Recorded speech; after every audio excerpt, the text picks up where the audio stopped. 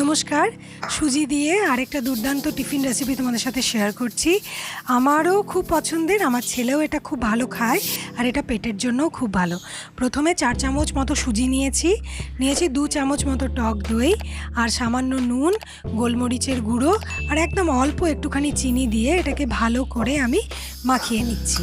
এবারে সামান্য করে জল দিতে হবে। খুব পাতলা লেই বানানোর দরকার নেই, মোটামুটি মিডিয়াম একটা লেই বানিয়ে এটাকে আমি রেস্ট হতে রেখে দেব। এবারে আমি কিছুগুলো সবজি কেটে নেব।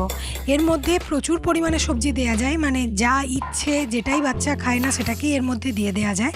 আজকে আমি পেঁয়াজ, ক্যাপসিকাম, টমেটো সাথে শেষে একটুখানি সুইট কর্ন দেবো।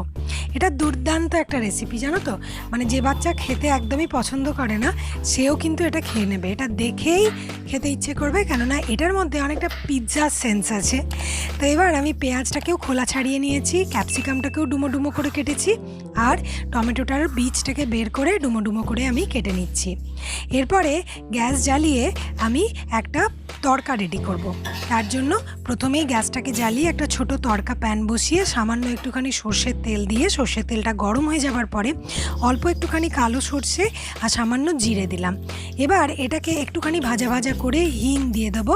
এর মধ্যে অল্প কারি পাতাও চাইলে দিতে পারো, আর তুমি এর মধ্যে কাঁচা লঙ্কা কুচিও দিতে পারো। এবার আমি ওটাকে ওই যে সুজিটা আমি নিয়েছিলাম বানিয়ে রেখেছিলাম সুজির মধ্যে দিয়ে দিলাম। সুজিটা যদি এই সময় খুব টাইট হয়ে যায় তাহলে সুজিটাতে অল্প একটুখানি জল দিয়ে এটাকে ঘুরিয়ে নিও। দেখো সাইডে আমি রেখে দিয়েছি। এরপরে কড়াইয়ের মধ্যে সামান্য সাদা তেল দিচ্ছি।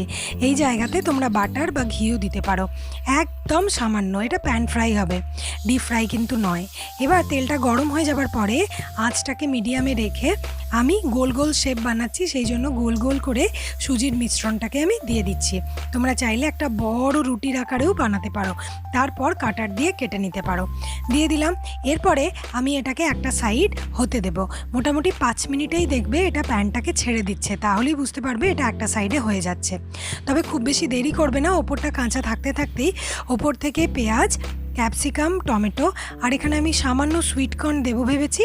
তো সুইট কর্ন দিয়ে এটাকে একটুখানি ঢাকা দিয়ে রান্না করতে পারো, আর যদি ঢাকা নাও দাও তাহলেও 7-8 মিনিটের মধ্যে দুদিকটাই কিন্তু হয়ে যাবে। এই যে সামান্য একটুখানি সুইট কর্ন দিয়ে দিলাম। এক্ষেত্রে যদি তোমাদের কাছে অরিগানো থাকে ওপর থেকে একটুখানি অরিগানো দিয়ে দেবে, একদম পিৎজার ফ্লেভার চলে আসবে, বাচ্চারা খাবে। আমার লাগে না, আমার ছেলে এমনিই খেয়ে নেয়। আর আমুলের চিজটাকে আমি গ্রেট করে রেখেছিলাম, ওটাও ওপর থেকে দিয়ে দিলাম। দেখো 5 মিনিট পরে এটা কি সুন্দর করে প্যান থেকে ছেড়ে যাচ্ছে।